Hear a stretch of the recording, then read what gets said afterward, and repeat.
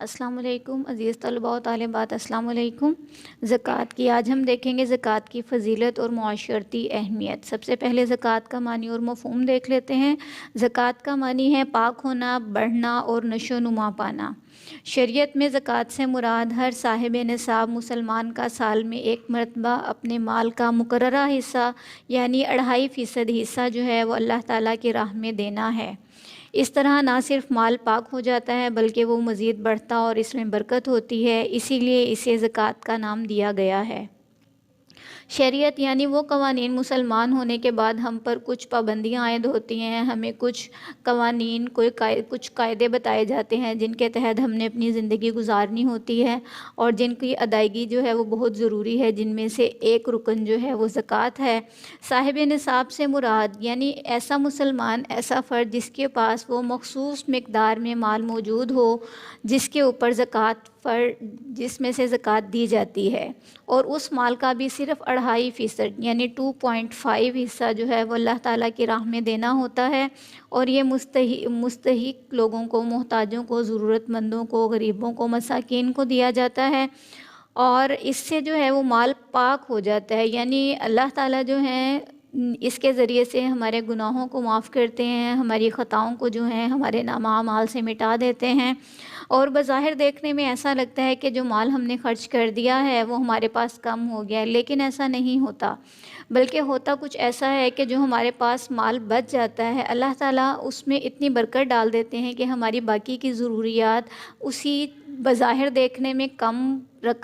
مقدار میں مال ہوتا ہے لیکن اسی میں ہماری وہ ضروریات پوری ہو جاتی ہیں، اور اسی کو برکت کہا جاتا ہے۔ اور یہ ہر اس مسلمان پر جو مخصوص مال رکھتا ہو اس کے اوپر ادا کرنا ضروری ہے۔ اب ہم زکوٰۃ کی فضیلت کی طرف آ جاتے ہیں۔ زکوٰۃ ہماری زندگی میں اتنی اہمیت کی حامل ہے کہ اسلام میں تیسرا رکن زکوٰۃ کو قرار دیا گیا ہے۔ زکوٰۃ اسلام کا تیسرا رکن ہے۔ قرآن مجید میں اکثر مقامات پر نماز اور زکوٰۃ کا حکم ایک ساتھ آیا ہے۔ ہم دیکھتے ہیں کہ جب ہم نماز کی اہمیت اور فضیلت کے بارے میں پڑھتے ہیں تو ہمیں یہی جو ہے وہ معلوم ہوتا ہے کہ سب سے پہلے ہم سے جو سوال کیا جائے گا وہ نماز کا کیا جائے گا، اور ہم یہاں دیکھتے ہیں کہ نماز کے ساتھ زکوٰۃ کا ذکر ہو رہا ہے، یعنی نماز اتنی اہم چیز ہے، اور اس کے بغیر جو ہے اس کا سوال کا جواب دیے بغیر جو ہے ہم باقی سوالات کے جواب نہیں دے سکتے۔ اس کے ساتھ زکوٰۃ کا ذکر آیا ہے تو یقیناً یہ بہت اہمیت کی حامل ہے اور یہ بہت فضیلت رکھتی ہے ہمارے باقی اراکین اسلام میں۔ اللہ تعالیٰ کا زکوٰۃ کے بارے میں ارشاد ہے وَأَقِیمُوا الصَّلَاةَ وَآتُوا الزَّکَاةَ، سورہ بقرہ کی یہ آیت نمبر 43 ہے، اور نماز قائم کرو اور زکوٰۃ ادا کرو۔ وَأَقِیمُوا الصَّلَاةَ، نماز قائم کرو، وَآتُوا الزَّکَاةَ، اور زکوٰۃ ادا کرو۔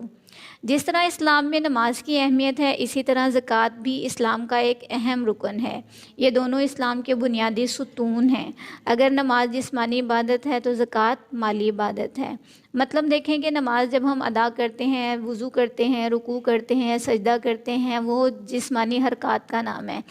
اور اس لیے نماز کو جسمانی عبادت کہا جاتا ہے۔ اور بالکل اسی طرح جو ہے زکوٰۃ کا معاملہ ہے۔ زکوٰۃ کا معاملہ ہے کہ ہم اس کے اندر اپنے مال میں سے کچھ مال اللہ تعالیٰ کی راہ میں خرچ کر دیتے ہیں، اور اس کی واپسی کی ہم کوئی امید نہیں رکھتے، نہ ہی اس کے لیے ہم کوئی احسان جتاتے ہیں، نہ دوسروں کو اس معاملے میں تنگ کرتے ہیں کہ اب ہم نے کسی کی مدد کی ہے تو بدلے میں وہ بھی ہمارے لیے کچھ نہ کچھ کرے، اس لیے زکوٰۃ کو مالی عبادت کہا گیا ہے۔ ایک مسلمان کے لیے جسمانی اور مالی دونوں طرح کی عبادت انجام دینا ضروری ہے، اس لیے زکوٰۃ کو بھی نماز ہی کی طرح اہم سمجھنا چاہیے۔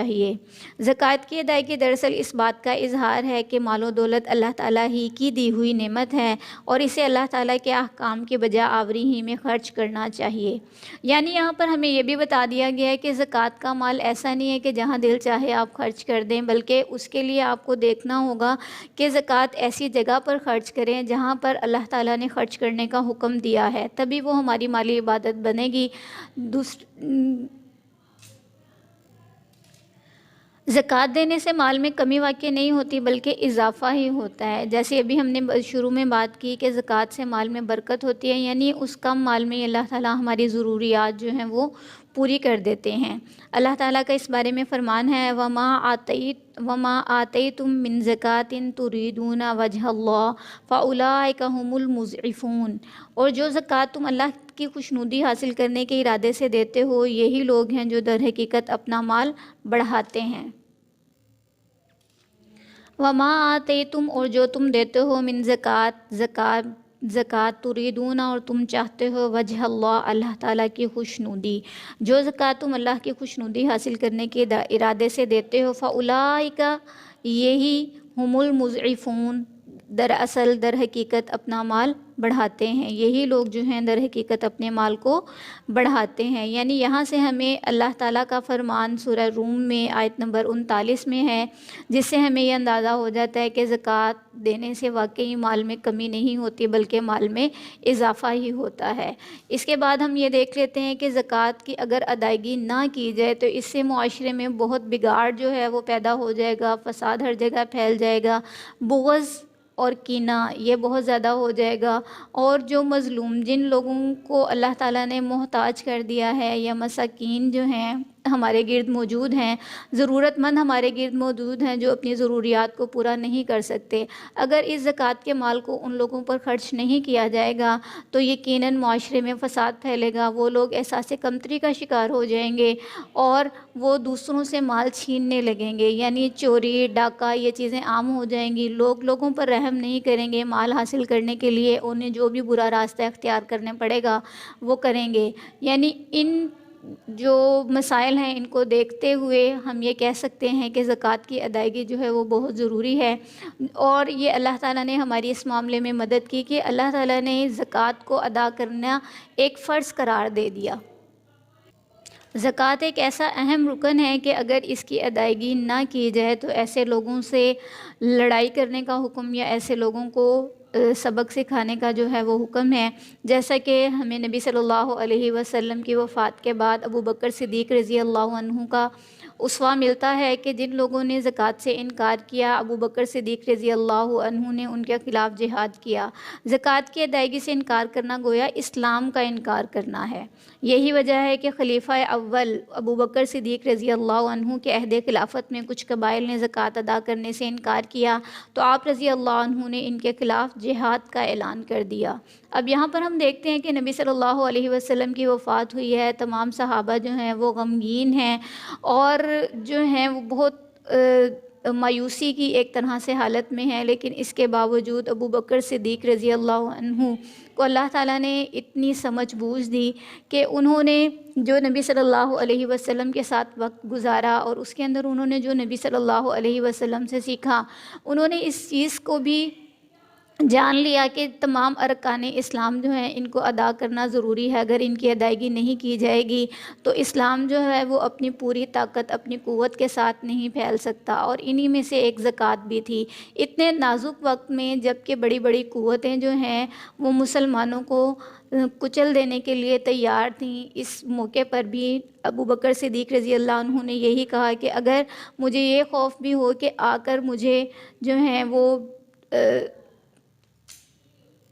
ابو بکر صدیق رضی اللہ عنہ نے یہی کہا کہ چاہے میں اکیلا رہ جاؤں لیکن میں ان زکوٰۃ ادا نہ کرنے والوں کے خلاف جہاد ضرور کروں گا، اور بعد میں صحابہ نے اس بات کا اقرار کیا کہ ابو بکر صدیق رضی اللہ عنہ نے بالکل صحیح فیصلہ کیا تھا، انہوں نے زکوٰۃ سے انکار کرنے والوں کے خلاف جو جہاد کیا اور انہیں جو سبق سکھایا وہ بعد میں آنے والوں کے لیے ایک روشن مثال بن گیا کہ بعد میں کسی کی اتنی جرت نہ ہوئی کہ وہ اسلام کے کسی رکن سے انکار کر سکیں۔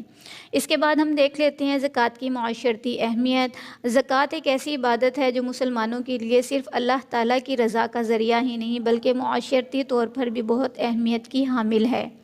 زکوٰۃ معاشرتی فلاح و بہبود کی ضامن ہے۔ فلاح و بہبود کیا چیز ہوتی ہے؟ مطلب یہ کہ آپ لوگوں کی خدمت جو کرتے ہیں ان کو فائدہ پہنچانے کے لیے جو بغیر معاوضے کے جو کام کرتے ہیں وہ معاشرتی فلاح و بہبود کہلاتی ہے، اور اس کے اندر ہمیں زکوٰۃ کا ایک اہم جو ہے وہ کام بتا دیا گیا کہ زکوٰۃ جب آپ ادا کرتے ہیں تو اس سے معاشرتی فلاح و بہبود کے کام مزید پھیلتے ہیں، لوگوں کی خدمات جو ہیں وہ زیادہ اچھے طریقے سے کی جا سکتی ہیں، اور اس سے انسان کی مال کے ساتھ محبت کم ہو جاتی ہے۔ جب آپ مال اللہ تعالیٰ کے راہ میں دیتے ہیں تو یقیناً آپ کے اندر مال کو مزید جمع کرنے کی ہوس کم ہو جاتی ہے، آپ اس کے لیے ناجائز طریقے استعمال نہیں کرتے، آپ کے دل میں مال کی محبت جو ہے وہ کم ہو جاتی ہے، اور اللہ تعالیٰ کی راہ میں خرچ کرنے کا جذبہ پروان چڑھتا ہے۔ یعنی اللہ تعالیٰ کی راہ میں جب آپ خرچ کرتے ہیں اور جو آپ کو خوشی حاصل ہوتی ہے، اور اس کے بعد جن لوگوں پر خرچ کرتے ہیں اور ان کو جب آپ خوشیوں میں دیکھتے ہیں اور ان کے ساتھ وہ جب آپ سے اپنی محبت کا اظہار کرتے ہیں، تو آپ کے اندر اللہ تعالیٰ کی راہ میں خرچ کرنے کا جذبہ مزید بڑھ جاتا ہے، کم نہیں ہوتا۔ یہ معاشرے میں ایک دوسرے کے ساتھ محبت، اخوت اور ہمدردی کا برتاؤ کرنے کا درس دیتی ہے۔ یہ انسان کو لالچ، بخل، خود غرضی جیسی بری صفات سے بچا لیتی ہے۔ زکوٰۃ معاشرے میں گردش دولت کا سبب بنتی ہے۔ گردش دولت یعنی یہ دولت جو ہے وہ ایک جگہ رکی نہیں رہتی کہ جس کے پاس ہے اسی کے پاس رہی رہے۔ مال کا کم یا زیادہ ہونا یہ تو اللہ تعالیٰ کی تقسیم ہے۔ اللہ تعالیٰ کسی کو زیادہ دے کر آزماتا ہے اور کسی کو کم دے کر آزماتا ہے۔ تو جن کو زیادہ دے کر آزماتا ہے ان کو دیکھتا ہے کہ وہ میرے راستے میں خرچ کرتے ہیں یا نہیں کرتے، میری مخلوق کا خیال کرتے ہیں یا نہیں کرتے، یا صرف اپنی ہی دنیا کی زندگی میں گم رہتے ہیں۔ اور جس طرح اللہ تعالیٰ لوگوں کو زیادہ دے کر آزماتے ہیں، یہ دیکھنا چاہتے ہیں کہ وہ اللہ کی مخلوق پر خرچ کرتے ہیں یا نہیں کرتے، بالکل اسی طرح جن کو کم دیتا ہے اللہ تعالیٰ ان کو بھی کم دے کر آزماتا ہے کہ وہ صبر کرتے ہیں یا نہیں کرتے۔ تو زکوٰۃ جو ہے وہ معاشرے میں دولت کو پھیلانے کا، دولت کو دوسرے لوگوں میں تقسیم کرنے کا ایک مقصد بن جاتی ہے، اور اس سے جو امیر لوگ ہیں وہ بھی آزمائے جاتے ہیں اور جو غریب لوگ ہیں وہ بھی آزمائے جاتے ہیں۔ یعنی دولت ایک جگہ رکی نہیں رہتی۔ جب زکوٰۃ ادا کرنے والے زکوٰۃ دیتے ہیں اور دوسروں لوگوں تک وہ پیسے پہنچتے ہیں، مال پہنچتا ہے، وہ اپنی ضروریات کو پورے کرتے ہیں، تو اس طرح معاشرے میں ہمدردی اور اخوت اور محبت کا جو جذبہ ہے وہ پیدا ہوتا ہے، اور لوگوں کے آپس کے تعلقات جو ہیں وہ مضبوط ہوتے ہیں۔ اس طرح دولت جو ہے وہ صرف خاص لوگوں تک محدود نہیں رہتی بلکہ معاشرے کے تمام طبقات تک پہنچتی ہے۔ یہ معاشرے کے تمام افراد کی معاشرتی حالت بہتر بناتی ہے اور معاشرتی استحکام کا سبب بنتی ہے۔ یعنی معاشرہ جو ہے اپنے نظام کے لحاظ سے مزید مضبوط ہو جاتا ہے، جس سے معاشرے میں مزید غربت و افلاس کا خاتمہ ہو جاتا ہے۔ نبی اکرم صلی اللہ علیہ وسلم نے فرمایا، تُؤْخَذُ مِنْ أَغْنِيَائِهِمْ فَتُرَدُّ عَلَىٰ فُقَرَائِهِمْ۔ یہ سنن نسائی کی روایت ہے۔ ترجمہ اس کا یہ ہے کہ یہ زکوٰۃ ان کے مالداروں سے لے کر ان کے غریبوں میں تقسیم کی جاتی ہے۔ تُؤْخَذُ لی جاتی ہے مِنْ أَغْنِيَائِهِمْ ان کے غنی لوگوں سے، ان کے مالدار لوگوں سے، فَتُرَدُّ اور تقسیم کر دی جاتی ہے عَلَىٰ فُقَرَائِهِمْ ان کے غریبوں میں۔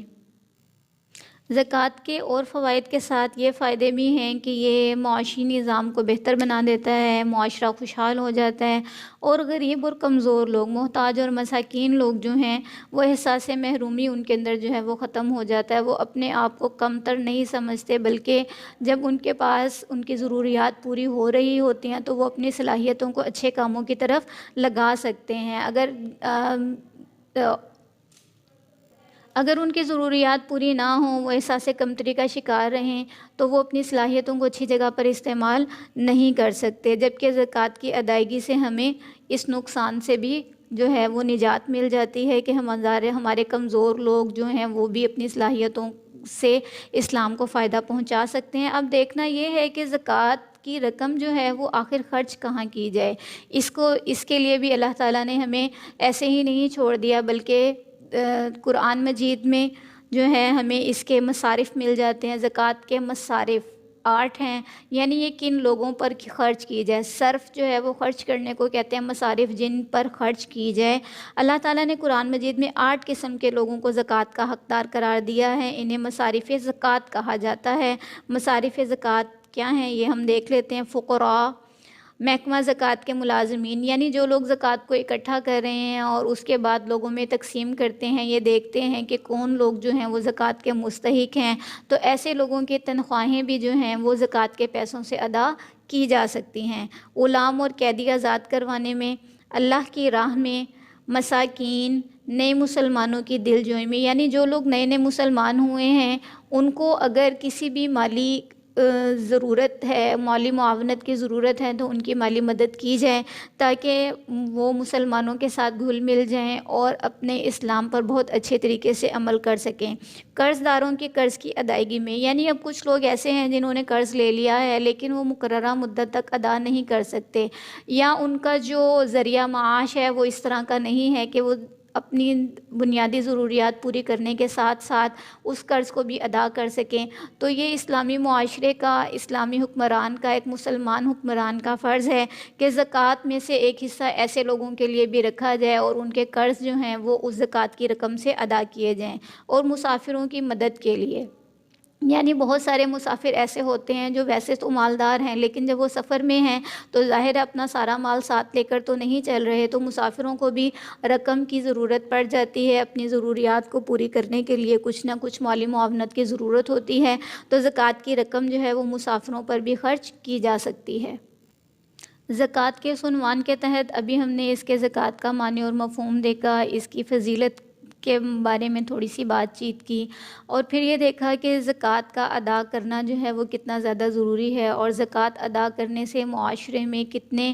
فوائد جو ہیں وہ ہم حاصل کر سکتے ہیں۔ اور اس کے بعد ہم نے اس چیز پر تھوڑی سی بات چیت کی کہ مصارف زکوٰۃ کیا ہیں، یعنی زکوٰۃ کی رقم کو کہاں کہاں خرچ کرنا چاہیے۔ اب ہم یہ دیکھ لیتے ہیں کہ اتنا کچھ بتانے کے بعد اللہ تعالیٰ نے زکوٰۃ کو اتنی زیادہ اہمیت دی کہ قرآن مجید میں اس کے ادا نہ کرنے والوں کا انجام بھی بتا دیا کہ اگر زکوٰۃ کو ادا نہیں کیا جائے گا تو ایسے لوگوں کا کیا انجام ہوگا کہ جن کے پاس مخصوص مقدار میں مال موجود تھا جس کے اوپر زکوٰۃ دی جا سکتی تھی لیکن انہوں نے زکوٰۃ نہیں دی۔ قرآن و حدیث میں جہاں زکوٰۃ ادا کرنے کی ترغیب دی گئی ہے وہاں اسے ادا نہ کرنے والوں کا انجام بھی بتایا گیا ہے۔ اللہ تعالیٰ کا ارشاد ہے وَالَّذِينَ يَكْنِزُونَ الذَّهَبَ وَالْفِضَّةَ وَلَا يُنْفِقُونَهَا فِي سَبِيلِ اللَّهِ